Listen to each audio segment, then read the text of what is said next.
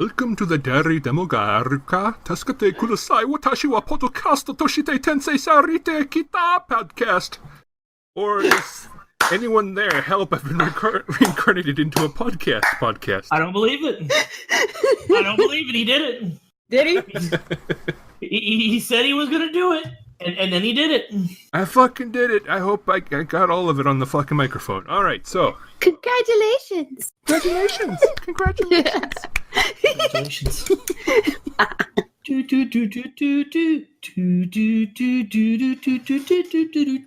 I don't understand this episode. Is this the end? Anyway, I'll exist as myself. I like me. So, unlike other episodes, that we do not have anything really to everybody this time. So, teaching is pretty generous, though. Generous, a very generous description of that phrase. Oh my goodness. But we do have a guest on today, and it is Our Lady Piper from Grade 8.5 and her her other projects like her upcoming webcomic and her own website. From my own website. Yeah. I don't know why that sounds so funny. I don't know the theme of your website, I'm sorry. All I know is it has art and stuff on it, and it's just like, yeah. Yeah, it's basically a catch-all to put all of my projects and anything I feel like writing that doesn't belong anywhere else. Yeah, and like a month ago, we tasked her with reading a book. But before we get to that, I'm going to go into my book, which was Kumo desu ka nani ka, or otherwise known as in the West as I'm a Spider, so what? Isn't it just such a title, though? So it's not like I like being a spider or anything, Baka. So as this title implies, it follows a young girl who, along with most of her class, well, actually all of her class, were isekai'd because of a war between a demon king and a hero, and the resulting attack reached into this world, killed all of them, and then reincarnated all of them into the new world. Hey. The eponymous spider, however, it was reincarnated very, very late. And this brings up one of the greatest problems that have ever plagued school students since ever, in that you can't trust manga or you can't trust adaptations of a book. You have to read the book itself, because if you just read the manga or you watch the anime, the only story you will get is the story following this little spider girl as she's essentially grinding her levels up in everything in the most dangerous labyrinth on the planet. It makes sense in terms of pacing, you know. Mm-hmm. Most light novel adaptations of manga run either bi-monthly or monthly, mm-hmm. as long as they stay popular. Mm-hmm. And the anime, depending on how much faith they have in the property, may only get a 12-episode season. Mm-hmm. By at one studio, I forget who it is, the one that did the first season of One Punch Man only does first season. Madhouse. Yeah, Madhouse. Which is unfortunate because they do fantastic work. But the point being is that this brings up this book brings up the biggest problem that high schoolers have ever faced ever doing a book report. Because if you don't read the book, you will miss out on world building. Because there's a deuteragonist in them. the story normally follows the high school girl as she's as a spider growing up as a spider, but there's also a second story which explains how the mechanics of the world work for you a lot earlier than you would if you were just following her story. So the deuteragonist is a guy named Shun. He was a gamer. He was the first one to notice that the world the attack that killed the entire class. He gets reincarnated as a baby 18 years before the book begins. And he realizes that he's a baby. I don't know about y'all, but that seems like the most terrifying thing to me. Well, wouldn't you get reincarnated into a baby though? Like, it's reincarnation, so like. Well, no, not all the time. Not all the time. Sometimes the isekai writers are kinder than others, in that they give you fully formed as an adult with just extra superpowers tacked on top.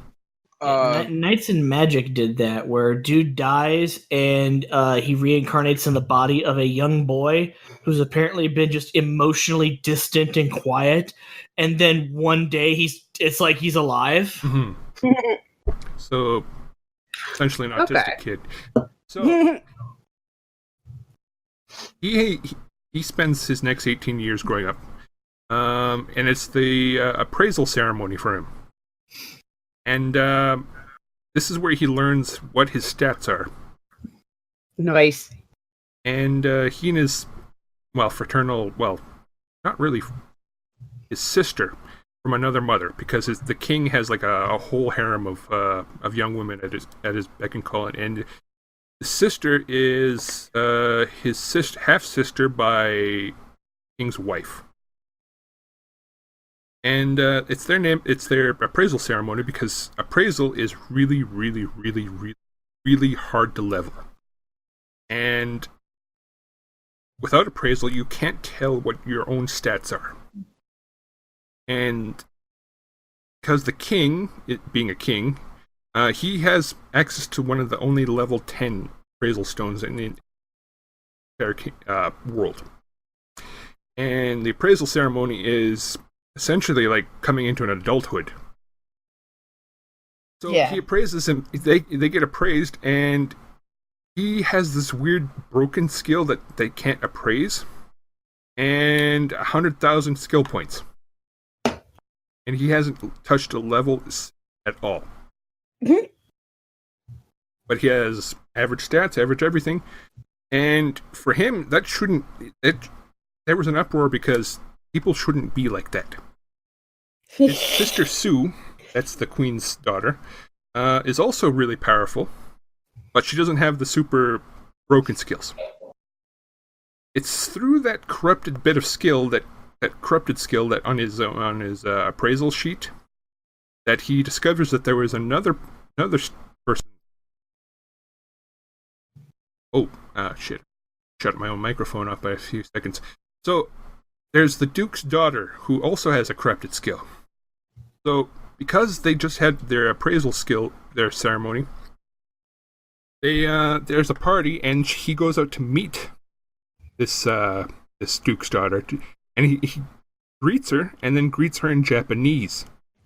She recognizes it. She's one of those students that got reincarnated. So he takes her off to a little room, just talk to her, and discovers that she's his best friend, but in a woman's body. Oh, that's awesome and awkward. I've seen enough dojins to know where this is going. Right? Come on, dude, be a bro. Just give me a bro job, bro. I do it for you. Wouldn't really, but I do it for you. He still talks like a dude in Japanese, but because he spent 18 years learning how to speak like a lady, he can actually speak like a lady, and it's like having two different personalities. And that's when we find out that his sister Sue is a brocon. So, going back to the spider. She's just a little wee spider, and she's born And she discovers that she's, a spider. She's a pterodactyl. And the weakest version of these creatures. Because her mother is like 8 or 10 stories tall. At least from her own perspective. And she's freaking out because obviously she's a spider. Well, and then she breaks out of her own egg, and she sees all these other spiders trying to eat each other because that's what certain spider species do, is that they eat and eat until there's only the strongest a handful. Left. Yeah. And she notices that her mother is eating like her siblings too. And so she flees, and she immediately gets the choice to get appraisal. Appraisal, as I mentioned before, is really, really hard to get. And unless it's really high level, you can't get really much out of it. Because appraising everything makes you slightly drunk. You look at a rock, it'll tell you that it's a rock, and then you get fucking dizzy because you intensely scrutinized a rock. You look at a wall, it'll tell you it's a wall, and then you'll get a headache because you're intensely staring at a wall. So it takes a long time to get really good at appraisal. And this little spider girl, in order to essentially survive down here, she has to appraise everything. So, since she's been reborn, it's also revealed that she, in her previous life, was essentially, she would just upgrade herself into a shut-in. She'd just go to school, kind of sleep through her classes, go back home to her house that had no parents in it, make herself some ramen, and then fucking game until like 4 a.m. until she fell asleep. And then sleep for 4 hours, get up, go back to school. That sounds like a life like hell. But it did give her the determination to grind. So she slowly starts learning how to grind everything, because in this world you can grind everything. You get hit with poison. You survive the poison, you get poison resistance. You get hit with fire attacks. You get fire resistance if you survive the attack. In her case, she's in one of the most dangerous areas of the dungeon, where everything has a poison attack or an acid attack. And in order for her to eat, she has to kill these things. And trying to eat the meat is poisonous, so every time she eats, she grinds up poison resistance. Every time she has to fight these monsters, she gets acid resistance and more poison resistance, depending on what's done to her. Meanwhile, she's learning to teach herself how to fiddle with her webbing, and slowly but surely, she's like getting better with herself. She's killing slightly bigger monsters. She makes herself a goddamn little apartment house, and she's fine there. But one day, a human arrives with a large dragon egg, and it gets stuck it's stuck in her webbing. She goes to go see what he's all about, and he panics. He's like, "Oh no, it's obviously there's like this 3-foot tall fucking spider." So he immediately lights himself on fire, drops the dragon egg, and runs like hell. But he leaves the dragon egg. So she tries to get inside it because obviously it's a good source of meat. She can't get into the damn thing because she's either too low level, or the shell is just too thick. She tries dropping it, it breaks the rock. Nice. Tries doing the watermelon elastic band challenge to it. It doesn't work. She tries using a basilisk's ice beam on it. It just kills the threads. So she just gives up, and then she grinds, and then eventually an adventuring party finds her house and burns her fucking house down. She has to run. This is the first time that she's ever had to survive as a free-range spider. And it's a little spooky for her because she just got chased out of her own damn house. So the adventurers take the egg. The egg arrives in the court of the primary deuteragonist, that young prince, who raises it and turns it into his pet. I'm going to hide the secret about that egg for right now because y'all need to read that book. So she fights. So going back to the spider, because anything more with that secondary deuteragonist is actually really spoilery, so I don't want to go into it. So she fights frogs, fights these things that look like someone crossed a penguin, a pelican, and an orangutan together. Deer. Fights basilisks, and eventually she fights a giant snake. During this process, all these fights, she learns that levels are full body heals. So if she can level up herself up during a fight, she's back up to full HP. So she fights the snake in her second temporary home, and because it got caught in her web, she eventually just bullies the shit out of it and kills it. But it was a very very, very large struggle because it was level 10. It was very on the verge of evolving into another critter.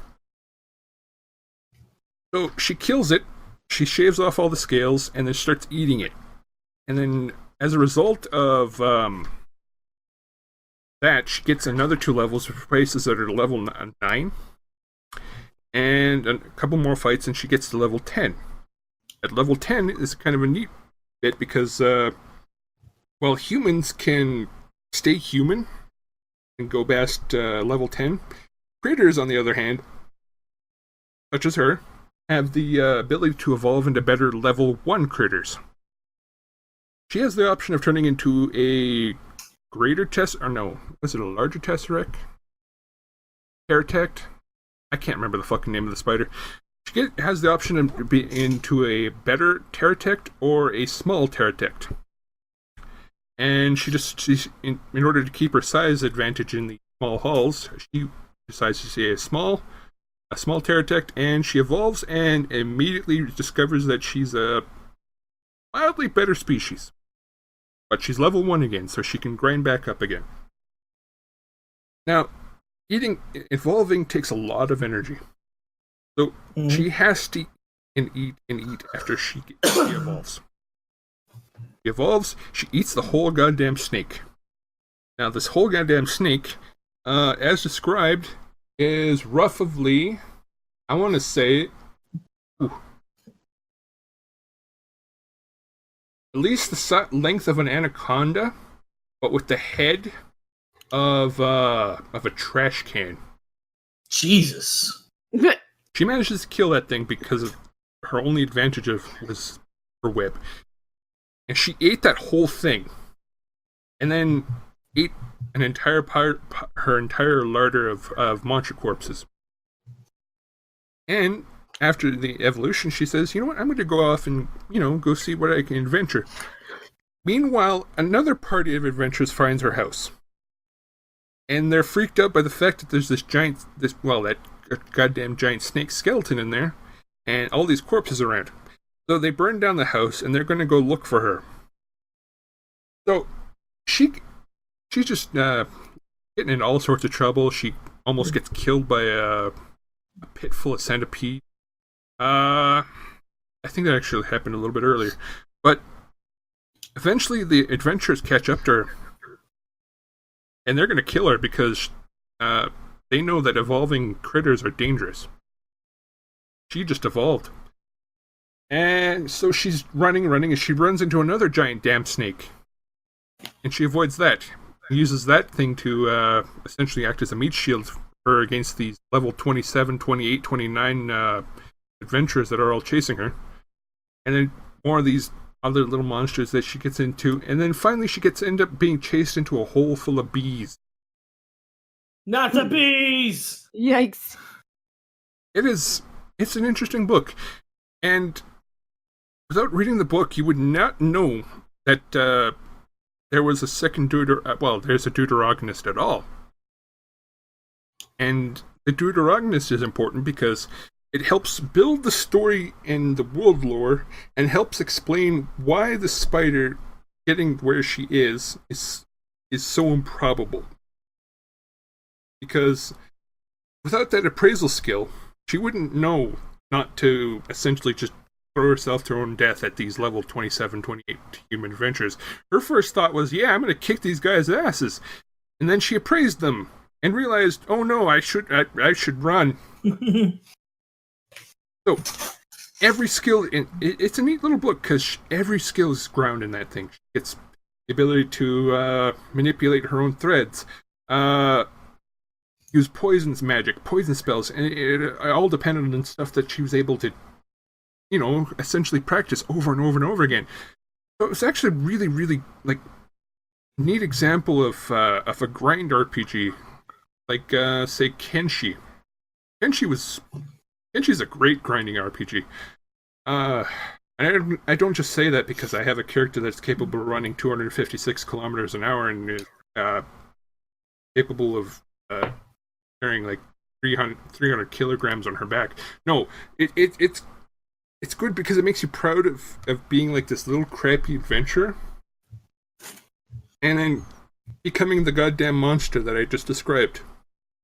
It's like that, but in book form or in manga form, and it has that.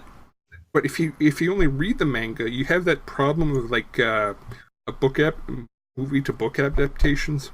Mm-hmm. And if you were to do a book report only on the manga, you would fail your report.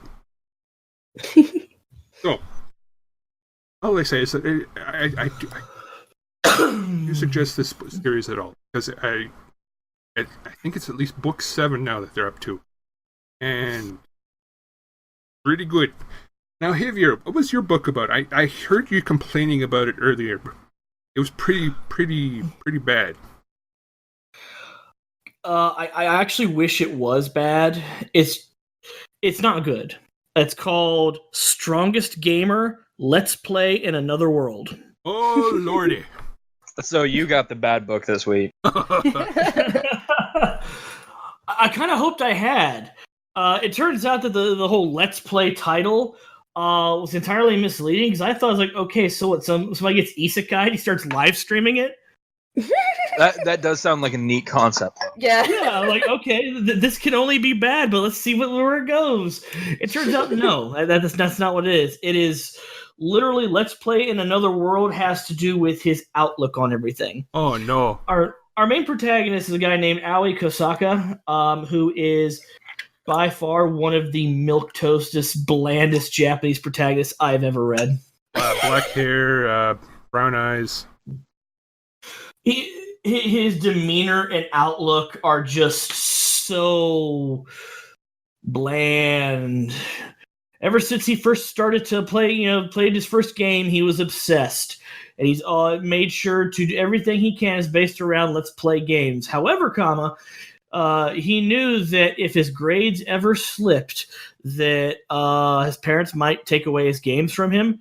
Therefore, he always managed to organize his time in such a way that he always had plenty of time to study, but always had time enough for games. And it wasn't just video games either. He also did board games, tabletops, and card games. Well, he's just graduated from university, and now he's looking for a job.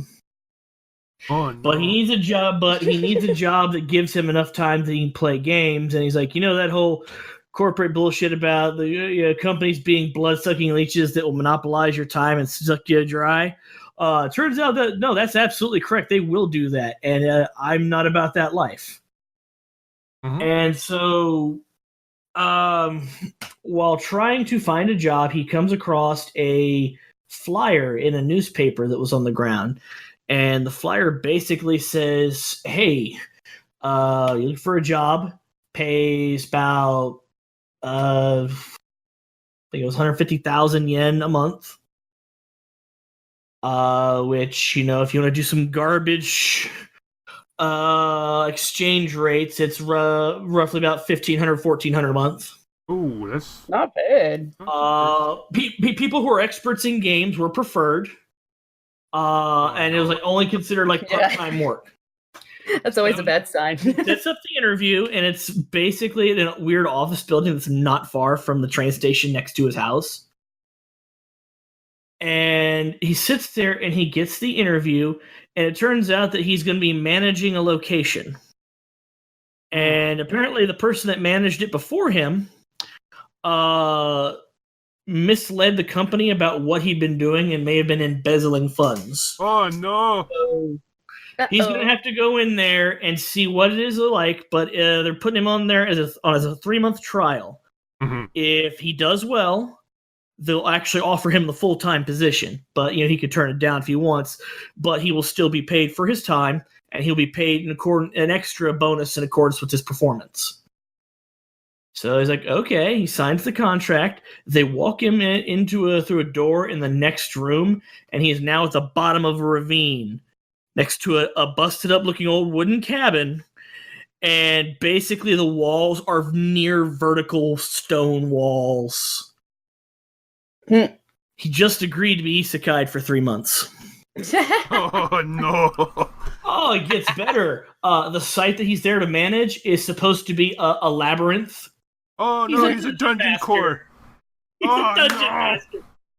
So basically, this is the lazy dungeon master if the dungeon master wasn't an asshole. It was just super fucking bland, and there was nobody there to explain how everything works. So... Wait, how would you embezzle money from a site like that? Maybe that was just an excuse plot. But anyway. Just give some time. They said they poured like a shit ton of money into getting this fucking dungeon built, and all there is a fucking a cabin. There's two papers of reports there. One says cabin established, and the second one says that the dungeon is established with an army of golems ready to operate and maintain it. But that apparently appears to be a lie. The entire ravine is full of like gorgeous waterfalls, this moss that lights up at night, and it's that kind of stone that reflects warmly, diffuses the light, so even when the sun is not directly above you, it's still pretty easy to see everything. It looks really nice. He goes inside, and there's a fucking cardboard box that says transport, and a giant fucking piggy bank next to it. He's got a floating interface that goes with him everywhere. He checks his character sheet, and he's got a couple stats. It's like Dungeon Master's Tools, as character sheet and catalog. He pulls out a pickaxe, and he starts hitting a rock with it because he doesn't know what else to do. I mean, what else are you going to do with a pickaxe? Apparently, there's a special effect on that pickaxe is every time he breaks the rock with it, it breaks it into perfect cubes. Oh, no, he's in Minecraft. Yeah, I was going to say. So he puts the cubes in the fucking transport box, and fucking coins come into it. It turns out that it is actually connected to a marketplace that is run by other people who run the other dungeons in the world. It's a player-driven economy. Oh boy. He even finds out that each item even has customer reviews underneath them. That's, Oh, so he gets himself started, he's mining rock, and then he's fucking tired because he's not had a day of hard labor in his life. And he's struggling to get by. Before long, he buys these fucking pumpkin seeds because, well, you can eat pumpkins, and it says here, they grow according to game logic. In 3 days, they're ready to harvest. Oh no, he really is in Minecraft. So he eats the pumpkin. It's fucking awful. It's edible. This is just not good. He tries buying fucking salted bread and meat, but like classic salted bread and meat, you need water to soften it up so you can actually eat it. And he's doing all right like this for about 2 or 3 weeks. When all of a sudden, all these trees that he planted that grow in like 2 days, that are great for firewood and construction, and also like fill up with like they actually generate sacks of water inside them that you can collect. Ooh, that's kind of useful. Yeah. All of a sudden, he just hears loud thud and the sound of everything breaking. And he goes out there, and there's a cute girl that fell and like broke all of his trees. Wow. And it's like the cutest girl he's ever seen. Like he's like, wow, that's a cute girl. Oh shit, she's hurt. I better do something. So he takes her back to his lays her in bed. And he's like, I gotta do something. So he goes to try and find healing potions in the catalog, and they're all absurdly expensive. Basically, he buys 2 of them, and it clears out his entire savings. But now he's got to give it to her. And he's like, oh god, I have to do some mouth-to-mouth. Oh, this is a flag I was not looking forward to. And then he looks, and what? She always have a tail and ears? And a snout? Oh no! She has a dog face. She's half kobold. Her her hands have fingers, but they have little paw pads. Aww. How adorable. So he has no choice. He mouth to mouth passes healing potions over to the dog girl, and she gets better. And they talk to each other. They become friendly, and he basically says, there's no way out of the ravine. You want to stay here till we get a play out?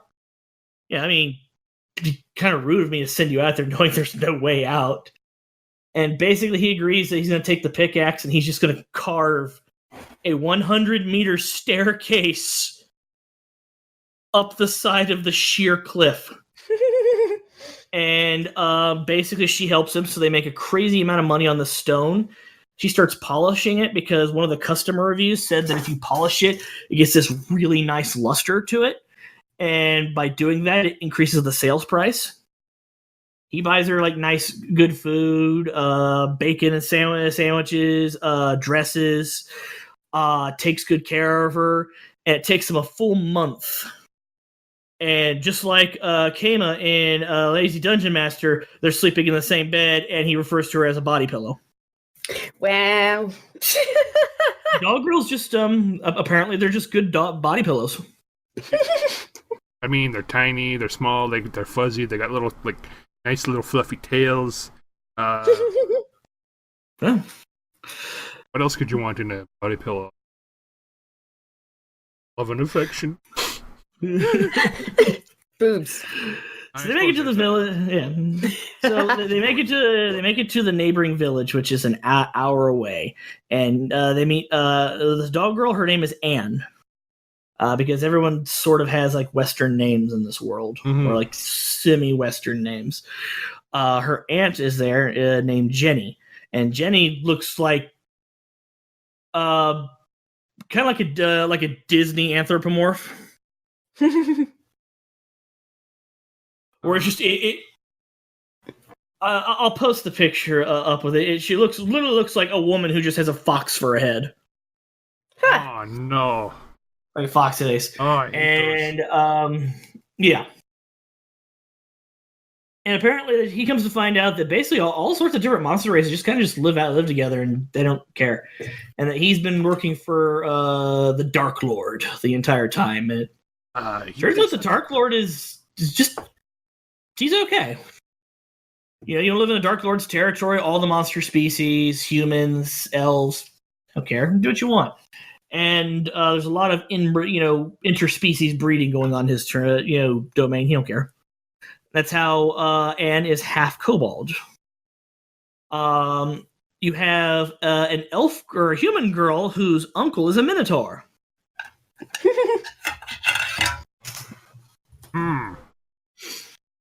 But yeah. So they're all thankful to Allie for bringing Anne home, but it's then obvious that she wants to go back with him. And so Jenny's starting to find out like he didn't do anything to you. No, it was like he took care of me, he fed me, he did all this. Like, oh, do you like him? Yeah, I want to stay with him forever. I mean. And so if you fed Piper like outside. True story. So basically, her Aunt Jenny starts saying that because he's announced himself as a manager of a labyrinth, that means he's basically a noble in the world of the Dark Lord. Mm-hmm. Odds are is like, well, Anne, you'll never be able to be his wife because of that, because there's just a difference, in your places in the world. But if you play your cards right, you can be his mistress. You could still be with him forever. And she starts giving him all this fucked up advice. Oh, like, crawl into bed with him naked, and start licking him. Well, say these things. Say these things to it and look really sad when you do it. Oh no. I'm like, oh no, yeah. Because she's small, she's cute, but apparently because she's half kobold, her body doesn't age as fast as the other kobolds do. So she's actually a wee bit older than she looks. So she's a lolly. Yeah. A smallie.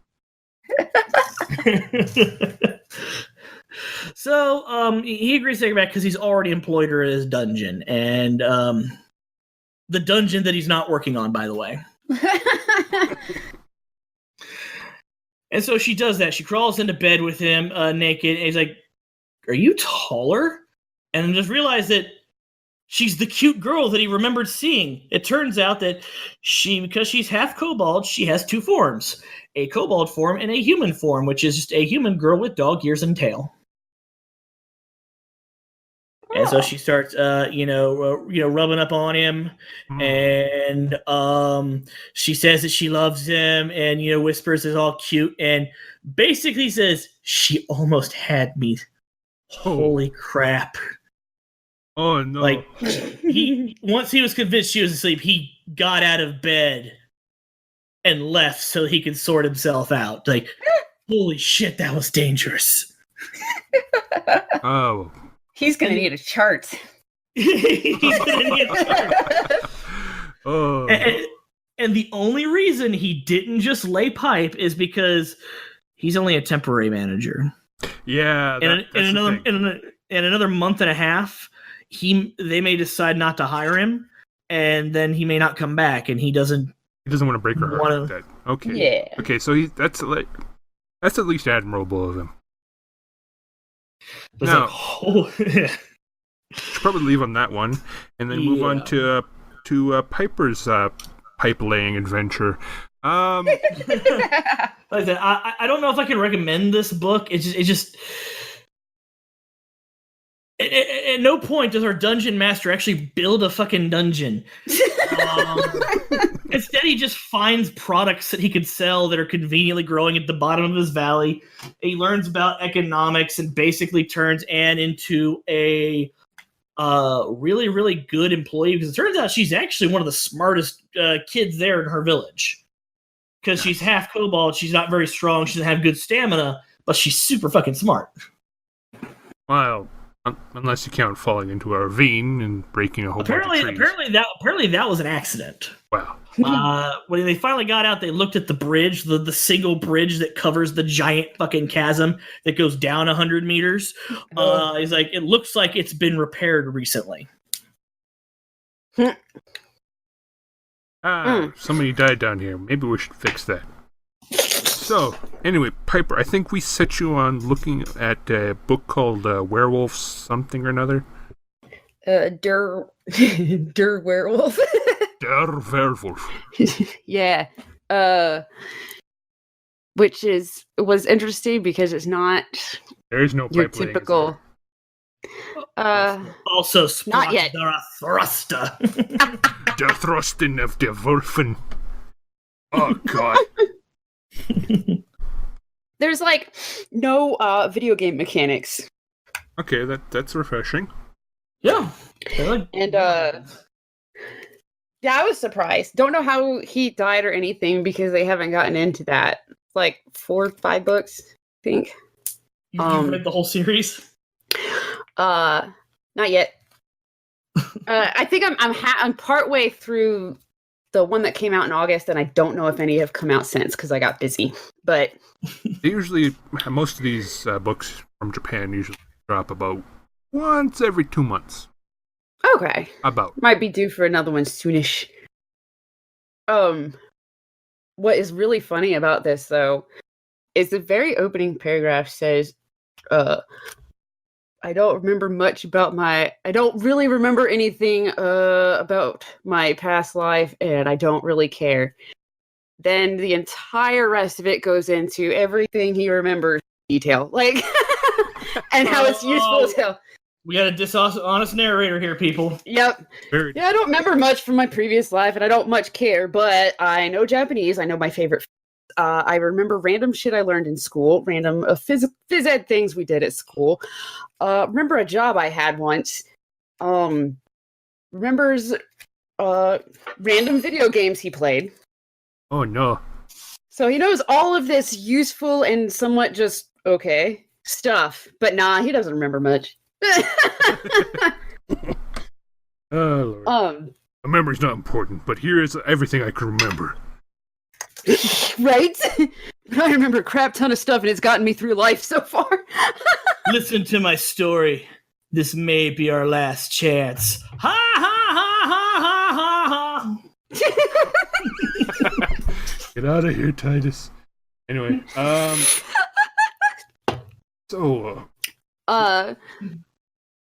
But so I don't know how he dies, and I don't know how it's connected. But he apparently grew up in a werewolf village, which was also considered a werewolf pack as a werewolf, which is considered a demon species, or something. But yeah, he had like a normal freaking werewolf childhood. I guess it's normal as you can get. Being a werewolf. Can you he's still on a werewolf childhood? What? What's a werewolf childhood like? Surprisingly a lot like a human childhood in, like, ye old times. Only you're also a werewolf, so, that's... You played with sticks, you caught the plague, life goes on. Yeah. So, I mean, and then, he decided to join the demon army, or the demon lord's army. Basically... Did you pay for college? Right? It's been a bit since I read it, so I'm like why? What was the motivation? I can't remember. But, him and the demon lord become buddies really fast, and it turns out it's because the demon lord was another Japanese dude, because apparently only Japanese people reincarnate. But some back and forth between them, and eventually the demon lord figured out that the werewolf dude was probably a reincarnated too. And mega spoilers, go figure, shortly after they find out that they're Japanese buddies, the demon lord dies. So yeah. Dude was like, oh man, that was my only Japanese friend. You know, he gets to go in an isekai where he's reborn as a small Canadian child. Yeah. But it's a whole lot about diplomatic strategy, and of course there's his childhood friend werewolf chick that still likes him, and then there's this human chick that likes a bunch of chicks like him. Vampire chick, but basically anything that's not human is considered there's monsters and demons. Monsters are the mindless things that bother everybody, right? Then demons are basically the monsters that have human-ish intelligence, like ogres being, I think, the dumbest, but still having intelligence. So, the demon lord's not evil. They're getting. He's just they got. Yeah. Well, yeah. Basically, and he's a He's of the lizard or dragon race or whatever. Is he a victim of a propaganda campaign? Yeah, well, yeah, it's basically they look scary, and so they got their territory pushed all the way back from human settlements and being hunted individually. They got their territory pushed all the way back to where basically all the demon races are trying to share like this one big old patch of woods or whatever. Oof. And so it's Demon Lord reincarnated guy that is the only one that's smart enough to get the idea to unite all the species instead of every race for themselves and stuff, and have a big army and an actual strategy and stuff like that. So they're basically going and trying to take back turf. But they were lost. Just because they look creepy. Yeah. In the first place they take back just happened to be a campaign led by our werewolf guy. And so, yeah. And so what he did is he's really good at diplomacy, whereas demons don't diplomacy. They just don't. I mean, yeah. The other werewolves apparently are even when we tried to live amongst the humans, we didn't quite understand them. How is it you understand humans? And I'm sitting here reading it going, how did you live among humans and have to blend in with them in order to survive at the time and not figure out how human logic works at all? Every time I raise my leg to lick my nuts, they'd all just look at me weird.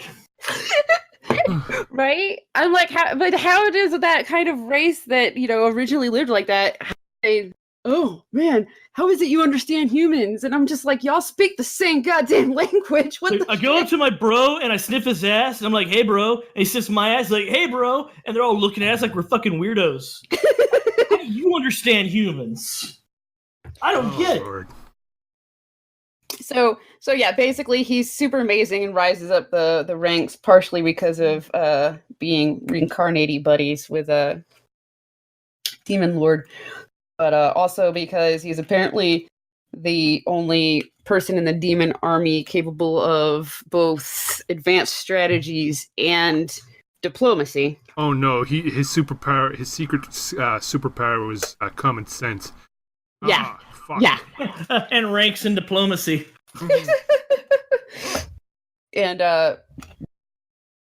every single bit of it, though, he's like, besides the common sense human stuff, every single other bit is like, man, I remember on this one video game, I had to do this or something, and I'm like, yeah, that from that life you barely remember. That wasn't important. It wasn't important, but you remember video games you played. I bet the author is a fan of Legend of the Galactic Heroes, because this sounds a lot like Yang Wen Li. I just read history, and this thing happened, and every time they've used this maneuver in history, this is how it turned out, and, in hindsight, it's 2020, here's how you beat it. Yeah, he actually makes references like that, too. Like, I remember learning this in school, and that in school, this in history, this and that. Yes. So it's a lot of politics. Even right down to learning chemistry and this and that. And I'm like, but you don't remember much. You don't remember much. How do you get reborn and you think, oh man, all those are really useful right now. If only I remembered how to make gunpowder. What? If only I remembered how to make gunpowder. That's actually one of the things that he tries to do. Saltpeter, sulfur, and coal. Yes, that's one of the things that makes the Demon Lord think that they're at least from the same world. Is because one of the things he tries to do is he orders, tons of each ingredient. And then he's like, all right, I know what goes into it. I don't know how much of each or how to do it, so this is going to be fun. But then the Demon Lord calls him up and is like, we already make that. It's called, what do they call it? I don't know, Dragon Fire or something cute like that. Give it a cutesy name just so they don't have to explain what a gun is. Yeah. Yeah. sounds like it's a really fun book, though. It's really fun. The reason besides getting busy, one of the reasons I slowed down was because he conquered all the lands that they wanted, and aren't they? And now they're like, now it's a whole bunch of political stuff. There's a whole other kingdom and this and that, and now he is going to try and put this one chick on the throne to ensure that that kingdom doesn't come and invade his new kingdom. His new kingdom's doing nice, though, because all humans and demons are living together in every city peacefully and all that stuff. Diversity, right? No, it sounds like it's a decent book, at least, though. So. Yeah, because it doesn't have the typical... I mean, besides how funny... Because there's other... I can't quite remember off the top of my head right now, but it contradicts itself so much. There's one other contradiction that was huge that drove me crazy. Oh? And it was he was so worried about the demon lord. The demon lord was complaining that he wasn't out on battle, and it got repeated 1,000,000 times over and over all this freaking time. If the demon lord goes down, the entire demon army stuff is going to go into chaos, because the way it works is the strongest are the ones in charge. Kind of like Alpha. Everybody's going to start beating the crap out of each other to get that spot. Which is definitely not a way you want to organize your army. Yeah. And he kept saying, everybody kept saying it. He was like, oh man, it's going to be chaos. Nobody's going to listen to anybody unless they're strongest and this and that. And when the time actually comes, the person that takes the Demon Lord spot was somehow, for some reason, just kind of accepted and elected, was a lolly. Yeah, was the only girl, or the only human that was considered a demon, because she was the best sorceress, and she to save her life, basically her body can't age. Oh no, she's 1,000-year-old lolly. Yep, basically she is like a gazillion years old, but she's the best sorceress. But like, she could still get her like butt kicked. Mm-hmm. And I'm like, all right, after spending like books or whatever, going on and on about the strongest is gonna get there. Nobody's gonna get that spot without a fight. Dude dies, and immediately everyone's like, oh, she's a demon. All right, that's fine. Whatever. She's a demon lord now. That's cool. I'm like, how did everybody just like suddenly just no? All right. Does not explain. It's a huge plot hole, because it's like, she have to fight anybody? Chip blow up everybody? Not even a fight. Well, that sucks. Not even a fight. Everybody, all the demons were like, oh, dead. Oh, she's in charge now. I'm like, no. I mean, she's freaking human. Like, some of them bring that up a lot. And suddenly it's okay. But yeah, just now it's getting like a lot of like political stuff, which is it's okay, but it's not as actiony, so I slowed down on reading. Is there any pipe laying? Not yet.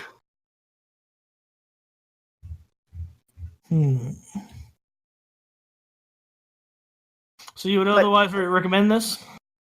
I would recommend it. I would recommend it because even though it's in the genre, it's very, pretty different from what I think of when I think about the genre.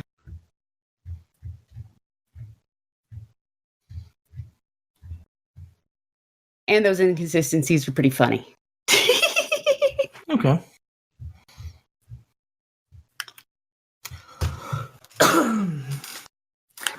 All right, Rapture, you want to take us home? Sure. So I read, and bear with me here, saving 80,000 gold in Another World for my retirement. It is the story about a 18-year-old girl named Yamano Mitsuha, who most of her family is killed in an accident. Her parents and her older brother, who just taught her everything he knew. He was like a survival nut and all that. She falls off a cliff, ends up in another world, being taken care of by family, and you have the language barrier. And she actually spends a couple years basically just living with them in their village, gathering and slowly learning the language. Until one day, the large wolves get too close to the village, as her and the daughter of the family, who they have grown very close together, like sisters, have they accidentally run into them, and we discover Yamano's cheat skill is the ability to travel back and forth between this fucking fantasy world and her previous world. So the first thing she does is like gear up for combat with like Japanese SDF uniform.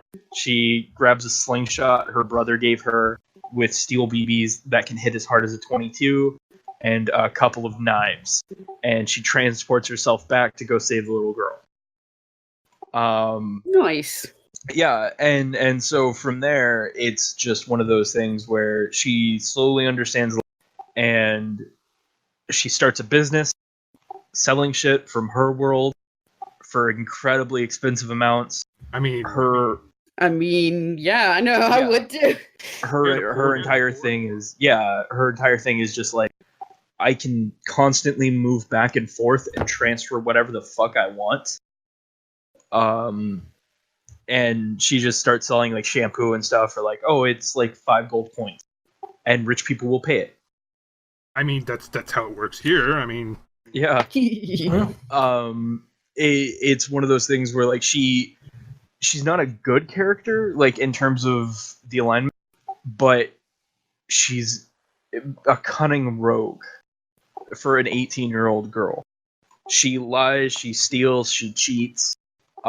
She buys like some fucking cheap ass pearls, and she's just wearing them when she gets taken up by this noble family, who basically adopt her like a daughter as she lives with them for a year. And finally it comes out, and somebody was like wondering, or one of the children gets suspicious of her and was like, okay, you're obviously like a traitor from another country or something like that. And she comes up with this ridiculous backstory of how she is a fucking noble from another country who was forced to flee, and the pearls that she has and her belongings are the only things that she has, and she's willing to sell them to survive and all that. It's great. And the fucking family buys it hook, line, and sinker. She sells the mom the pearls, and they help her establish a store in like the capital, where it's great. And then fighting starts breaking out in the capital. She's a real cunning stunt, isn't it? Yes, and it gets better because as she's like setting up her store in the capital, somebody breaks in, and her response to that is go to a PMC and get trained in her world. And it's so she buys a gun. She buys several guns. She keeps asking the guy running the PMC to train her how to use grenades and rocket launchers. Because these gold coins are worth so fucking much in our world that she can just take 30 of them and buy whatever the fuck she wants. Damn. Considering that about an ounce right now is about $1,000. Not far off. No, it's not. Like, this is all relatively based in reality. And the only issue she might encounter is taxes. Well, not just taxes, but you have to go to a bullion dealer or somebody to turn gold into cash, they're Not if gonna you're want friends to with know the where you're getting all PMC. this. If you're friends with a private military corporation and they have a guy who They have has a a guy. guy, then you don't. Sounds fantastic. So, yeah, it gets better. Because so far it's reminded me of Gate Dust the JSDF fought here. Yeah, it's a lot like that. If it was a lot less ethical. Yeah, it is that, but it's not so much focused on like the military or the politics. It's just she's a cunning rogue. It's great because she's the best character, or she's not like the most good-hearted character, and she's not evil. It's just she's sly. And so because of her like stopping a princess from getting captured right in front of her with a fucking gun, she's brought in front of the king, and he's like, "What magic did you use? Are you a traitor?" And she explains like, "No, I'm a shrine maiden from another country." and then everyone starts calling her the Shrine Maiden of Thunder because of the noise the guns make. She's a young gun with a quick fuse. It's great. At one point, close to where I stopped reading this, the empire next door to this kingdom starts invading, and they've got monsters and everything. And so she takes like 40,000 gold coins, about half of which she saved up for retirement, and hires the entirety of the PMC with all of their equipment and transfers them over to fight the war single-handedly. And before they even start fighting the battle, one, they use a sniper to take out the fucking messenger. And then two, they use the PA system on all of the Humvees, like, just to broadcast a message that God has abandoned the Empire for breaking the treaty, and they will all know death. And my favorite part of this is because she's been here for so long, and she's basically just been like, I'm gonna learn, and she figured out demon languages. So she tells the demons that the Empire has caused their deaths, and God is upset. And the demons are like, whoa, man, what the fuck? And then the bullets start flying. And the demons freak the fuck out because, oh fuck, God is mad. And they turn on the Empire. And the entire army is broken. Because she didn't have to kill everyone in the army, she just had to make them flee. And for that, she's given like the fucking... She becomes a countess. It's great. I really recommend it. It's actually like a good book, and I'm glad I got to read something good. Yeah, nobody got peed on. Yeah, nobody got peed on. So anyway, leaving it on that note, I'd say we had a good episode, I think. Thank you again, Piper, for coming on, and thank our guest Rapcho for finally finding a good book to read for once. And we'll see you next episode with hopefully some more good news, or at least entertainingly bad.